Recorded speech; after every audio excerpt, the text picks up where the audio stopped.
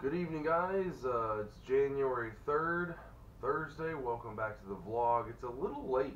Kind of got busy working on some last minute edits for this final film, and really trying to hammer it out, trying to make sure everything's perfect, and kind of lost track of time. So it's about 11 o'clock right now, and just realized didn't record a vlog today. So here we go. Today's vlog is probably when you're first starting your business out, any business really, doesn't have to be videography or photography, any business really.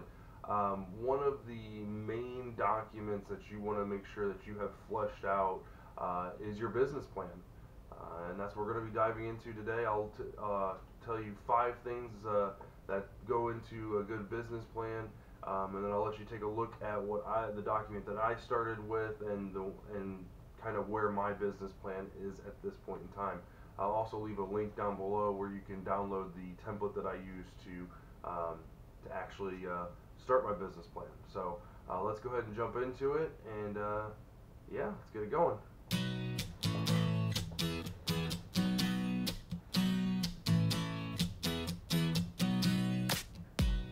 So a business plan is a living document that kind of is like a roadmap for a business. It can be a lengthy process to build. It can be a daunting process, but if you take it one page at a time, one topic at a time, and kind of put it together over a few days, over a couple of weeks, it can go pretty easily. It can go pretty easy. So there's really 3 main goals to your business plan. One is to sell your business to potential investors. Maybe you're looking to get some funding, and you need to sell investors on your business. The second thing is to earn new business from new clients. Trying to give them the confidence and show them the background and kind of like the pillars and what your company stands for, kind of like a grand overview of what your business is trying to do, the services it provides, how it sets itself apart from your competitors and things like that, pricing, stuff like pretty much things like that. The third and final thing that it can potentially do is show future employees the vision of the company. Where you're looking to grow, what you can provide as far as benefits to potential employees. So those are really kind of like the 3 things that are all encompassed inside of a business plan. So the first 2 things on this list, on this top 5 list, are concepts and marketing analysis. These 2 are pretty self-explanatory. Concept is really the overview of the company, kind of like the principles that it stands on, really what it stands for, what type of image are you trying to portray to potential clients, and this is kind of where you can kind of build in a little bit of your goals and kind of demonstrate how you're going to reach those goals, not really getting into the financial standpoint, but really looking at how many clients you're looking to get, what types of clients you're looking, and things like that. Now, market analysis, on the other hand, still self-explanatory, still super, super important. This is really understanding the market that you're trying to penetrate. If you're a photographer, like how many photographers are out there, how much money is being spent, in the past 5 years, 10 years, is the amount of money being spent on photographers going up? What are those photographers offering that are your competition? Things like that. This is all really important information to have because it's going to kind of set you on your goal as far as pricing for your particular area. You don't want to be priced too high, you won't get enough work, or you don't want to be priced too low even, because then you'll get too much work and you won't have any free time to kind of develop your business, develop your craft. You'll just be constantly working. So concept and market analysis are the first 2. Strategy is the next one. This is really kind of mainly for investors. This is how you're going to get from point A to point B, and really develop your kind of like your arsenal, really, like how you plan on meeting goals, what kind of services you're going to provide, how you're going to sell your product, really, and kind of meet those goals. Like how many clients, yes, how many clients you need to get, but how are you going to get those clients? And that's really what the investors want to know: how you're going to get the clients, how many people you're going to talk to get those clients, what's your conversion rate and things like that, and what kind of services you're going to offer over the course of time. Like, are your services going to change? You know, is your business going to be your business model going to be effective in 5 years? Do you have to adapt with different, you know, like for instance, different equipment? Like in videography and photography, or for instance, equipment is constantly changing. So are you going to have to purchase a new camera every year to upgrade to the highest resolution possible to meet the needs of your client base because their TVs are getting bigger, their resolutions of their TVs are getting bigger? That's all things that you're going to have to think about. So the fourth thing on our list, and this actually kind of overlaps a little bit with strategy, but organization is next. So this is where you kind of outline to your potential investors and sometimes even your potential employees, the growth of the company, like where you want to be at, like how much are you wanting to make, and where you're going to get the funding from to get from point A to point B. This also will let you talk about projections.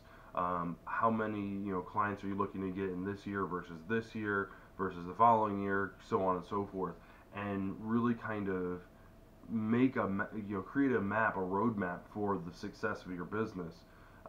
This kind of will correlate with strategy a little bit in market analysis, in the sense that depending on how the market is and depending on how the economy is, how much money are people spending on photography versus videography, for example. Those two kind of ebb and flow from time to time, because some clients want to have their complete video captured, or some people just want to have their photography. They don't need video, and it just depends on where you're at and what type of market you're in. Age kind of goes into this as well. Younger couples versus older couples, depending on what their needs are.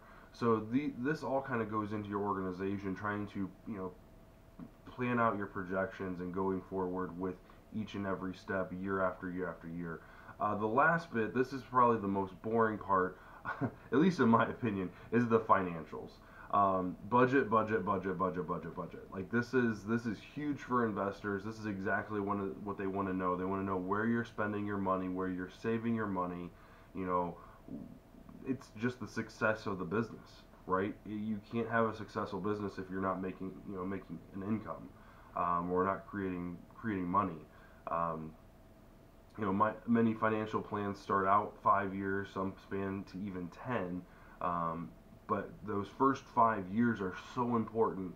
Developing your brand and reaching your target audience so that you can develop a name for yourself in those first couple of years, because that's super important. Because if you're not branding yourself correctly, and you're spending money on advertising that's not working, then you're just kind of digging yourself deeper and deeper and deeper into debt, and that's just bad news for businesses all around. So financials, while it's probably the most boring part, might be the most crucial part of this whole business plan statement that you're putting together. So don't skimp on this section. You really need to kind of hammer out what type of equipment you're purchasing, and kind of break it up, like how much you need to make to be successful. How much money do you need to earn to be able to pay for the equipment that you're purchasing? If you're hiring second shooters, how you got to be able to pay for those. You need to make an income for yourself. You're not just doing this just to put money back in other people's pockets. If you're full time, you need to worry about purchasing insurance for yourself. If you're looking to hire another employee, things like that. And while like hiring another employee, that's probably not in year 1 or year 2 for some people. That might be year 3, year 4, year 5. And if that's the case, what do you have to do in year 1, year 2, and year 3 to get to that point? So the financial standpoint, it can be exciting when you're trying to look to the future. Like, okay, in 5 years, I'm going to be 100% 40 hours a week on videography, and I'm going to have 2 people working under me, and it's going to be fantastic, right? We're going to offer all these new services, all this really, high-end equipment, but the roadmap to get there is so important, and that's why budgeting and making sure that you stick to a budget is super important. So with that being said, Let's take a dive into my business plan, and like I said, the link would be down below for the document that I started with, the template that I started with. So let's take a look real quick and see what my business plan looks like so far. This is still a work in progress, and that's kind of one of the things I want to impress upon you guys is a business plan isn't just a document that you create and then just forget about, right? It should be an ever evolving document that you're looking at on a regular basis, maybe I wouldn't say daily, but at least monthly, possibly bi-weekly, to make sure that you're following what the goals are and things like that. So I got a table of contents here. It kind of gives you what pages things are on, stuff like that. That's just for my personal use. I'm a little meticulous when it comes to that kind of thing, and OCD. So it's just one of those things. So I've got my very first page here, business description and vision. So this is kind of like what we were talking about with the concept of the company, trying to figure out the overview and how people feel about the actual company itself, about what I feel about the clients I'm working for and things like that, what type of products I'm putting forth into the world. Create high quality films that will tell a couple's individual story leading up to and including their wedding day, capturing everything that makes the unity between two humans so perfect. So this is something that I can show to my potential clients and say, this is really, this is what I stand for. Or if someone says, let me, what, in a few sentences, tell me what your business is about, I can give them my mission statement and full stop. The next page is definition of the market, and this is by far like the biggest section of my business plan. I go into a lot of detail since videography is somewhat new. I mean, it's only 10 years, 15 years, mainstream type of thing. There isn't a lot of data available to go way back. So I used photography and some videography information that's available more recently in the last 3 to 5 years, going over what what the needs are of potential clients, identifying your target audience. Market research kind of goes into how much money is being spent in the Dayton area and the Ohio area. I looked at Cincinnati, Columbus, Dayton, to kind of give myself a broader stroke as far as the numbers are concerned. Looked at timing of weddings, when the most weddings are happening, and vice versa, when the most engagements are happening, because when the engagements are happening, that's where you're going to want to advertise and things like that.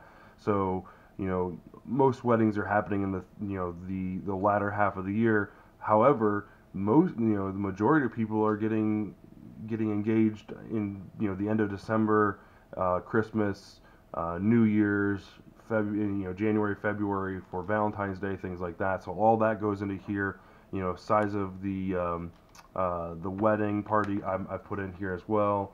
And then I've also decided to look at competitors. Now some people kind of waver on this, right? There's some people that'll say, "Oh my God, you live and die by your competitors. If you're not priced at your competitors, you're in trouble." Well, my problem is I've just started this business. This business is less than a year old. I have the experience from when I was back in college, but that was 10 years ago at this point. So 10 years plus, holy smokes. So, pricing myself up against these other companies that have been in business for 10 years plus is rough. So that's one of the things that I wanted to look at. I wanted to kind of get how many hours they're offering. I wanted to look at how many cameras they're using. Do they have drone support? Things like that, as well as price. And most of these guys offer several different packages, right? So I just did an average of their package. I didn't do their highest or their lowest to kind of fudge the numbers. It was really what the average was, and then I kind of looked at what the average hours were, if they were 2 cameras, drone, things like that. So like the average videographer, Cost in the greater Dayton area is $2,150. So being priced at $700 for myself, I come in way under some of these guys, and still offer the 2 camera solution. The drone solution is going to be this year for sure. That's going to be the purchase for this year. You also want to link off your sources. That way you can go back and update that. Sources are very important when it comes to market research. That way you can go back, and this is going to change, right? So when I've got 2015, 2016, 2017, and eventually I'm going to want to put 2018 in here. So when those numbers come out, this is all going to change. So having those sources are very, very important. Description of products and services. So this talks about what I'm offering to my clients, right? So I can make sure that when I'm talking to someone, I know exactly what I offer, and I don't have to, fudge it or say, oh, I think it's this. I can be very confident in what I'm offering. This also gives me an opportunity to, if a customer says, you know what, I'm on a budget, $700 is really not in my price range, I can kind of look around and say, okay, well, what are you doing, speeches, are you doing toasts, meal prayer, things like, we can kind of cross some of these things off, and I can lower my price if necessary, kind of customize the package to them. Full days worth of coverage, that includes all this stuff right here. I get 1 hour engagement shoot, 1 year anniversary gift, things like that. Final product is all in here as well. So this includes the engagement teaser, highlight reel documentary of the actual full ceremony, and then a full teaser of the actual day itself. Backup, it talks about additional add-on services with like streaming services and things like that. MediaZilla is the service I use to back up all my weddings, as well as deliver them. Organization and management. This really kind of just talks about myself, and the things that I'm a part of as far as copyright licenses go. The FAA Part 107 certification. While we don't have this yet, this is something that we will be getting in 2018. So I've already included that in there, the standards and all that stuff that entails. Marketing and sales. So this is number 3. Number 2, marketing analysis and strategy. Talks about my client, what the client's looking for, what their biggest concerns are and their frustrations. This is something that I went out and researched myself, talking to people on Facebook and social media, getting this information from them, and then solutions. How am I going to solve these problems and set myself apart? This is what's going to set me apart from my competition. Is my competition looking at this stuff? Most likely, but the solutions are gonna vary greatly. 4-year plan for sales strategy. How many clients I'm looking for back in 2018, 2019, 2020, and then so forth and so forth. And then financial management. So this is the next thing. This is what type of equipment am I purchasing? What type of subscriptions do I need? Monthly costs, MediaZilla, Soundstripe, Wix, all that stuff comes at a cost, and that all needs to go into how much I'm charging each of my clients to make sure I cover my costs. Because if I'm not covering these costs, especially the monthly ones, right? If I'm not covering these costs, then I'm losing money, right? And that's where you need to be very cautious, and that's where the financial comes into play. Studio space is another thing, and then I added this up as well. Division of cost per wedding without streaming, division of cost with wedding. So where is that $700 going? And this kind of helps me budget. Savings accounts for the studio rental, the monthly subscription savings account, equipment maintenance and upkeep. That thing's huge. Tax savings, and then transfer. This is my personal income. So the fact that I can save this money and divvy it up over the course of the 12 months goes a long way. Then it's got this has been unedited. This is another section of the template. So this is just appendages where you can put company brochures, resumes, things like that in it. So in here I've got also like scripting and things like that for like online conversations versus phone call conversations. We'll talk about this another day. Um, Kind of like preparing yourself. These are still works in progress. Preparing yourself as far as what type of conversation you're having, where you're trying to lead to, and things like that. Advertising avenues. This we'll talk about this another. This kind of goes into the market research and the investments and stuff like that. Where what you're going to be doing, how you're going to be advertising yourselves, and things like that. So. Lots of fun. I really enjoyed doing this. This is very methodical for me. Um, Coming up with all this information, redoing the research, and putting it all together into a nice document that's easy to navigate, that's easy to find, and it's just something that I enjoy doing. So, again, one of the things that you're gonna have to do if you're gonna be starting your own business, um, and it's just a must. Absolutely. Alright, guys, so that was the business plan vlog, the top 5 things that should be going into your business plan. It's a very, very important document. Shouldn't be taken lightly, shouldn't be skimped. It should definitely be something that you enjoy doing and put some work in, do some research, especially in that financial and in that market research. Those two sections are very, very important. So make sure you don't take those lightly. Do your research, do your due diligence, put in some good information in that document, and second of all, don't forget to go back to that. This is something that you should be opening up at least monthly to make sure that you're following up with, how you're running your business. Am I doing everything that I've set out to do?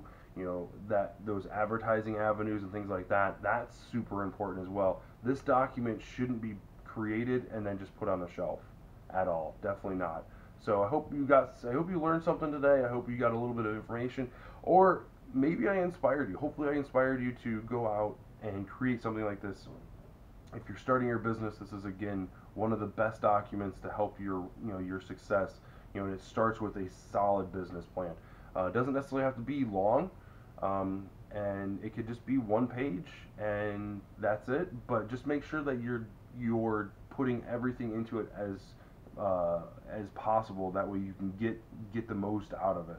So again, really appreciate you guys watching. Thanks again. Have a great night, and we'll see you again tomorrow.